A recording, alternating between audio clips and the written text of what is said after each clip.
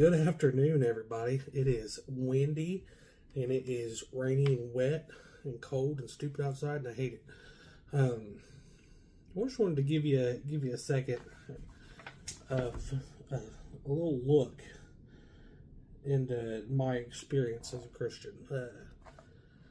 A firm believer that Jesus in the Bible spoke to people in parables so they could understand. And to some, the whole parable thing still kind of works. But to me, I think he just gave me kids. I think for some people, it just gives them kids. Because kids are so wonderful and so amazing. But they're also spend every day of their lives teaching you a lesson. Teaching you something, enhancing a quality in you that you didn't know you needed enhanced, but God definitely did. For me, is definitely patience and compassion. Our house was built probably about the same time Moses came down from the mountain. And so our plumbing is archaic. And of course, that means that the kids will try to flush, soup cans or 10 tons of toilet paper for one turd down the toilet and clog the whole system up. It's one of those where the sink bubbles when you flush the toilet. It's special stuff. Try to take 4 kids to a grocery store. Just try it.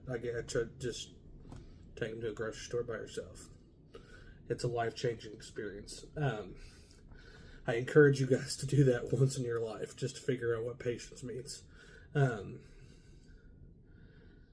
I want to encourage you, because God is definitely talking to us parents, and showing us things that we didn't know we needed. And kids are definitely a wonderful life lesson. Which is why I'm going to get into Proverbs. I'm going to talk about how your family needs you. Fools have no interest in understanding. They only want to air their own opinions. Proverbs 18:2. The outside world has so many different views and opinions on how you're supposed to be handling your life as a parent. They have so many inputs and so many opinions and so many, little notes they want to add. Because everybody, at the end of the day, thinks their opinion is the best. But you really have to dig into Scripture and dive deep into prayer and seek godly counsel on how to raise children, because your children are your mission trip. They are the mission. Okay? Your children aren't missionaries yet. Okay? They're not there for you to send them out right now.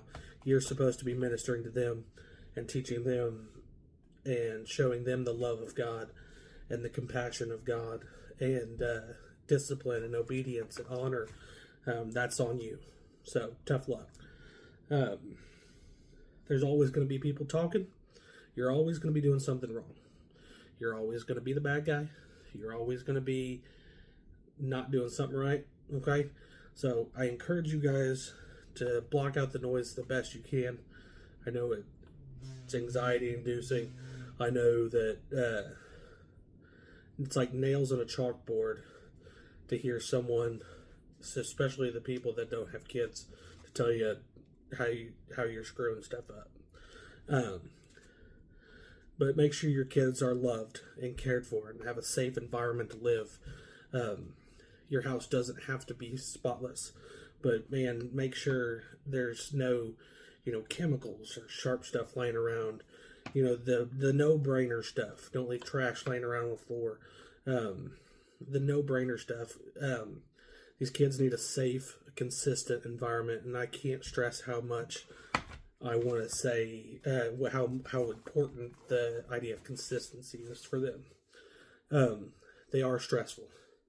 They do get on your nerves. Sometimes They just wear you out. But you wear God out. You get on God's nerves. You're annoying. So try to think about that when next time you lose it on your kids. That God sometimes wants to lose it on you. So have some patience, have some compassion and empathy. Listen to your kids, let them tell their story, and you'll be surprised at the things they have to say. I love you guys. Have a good day.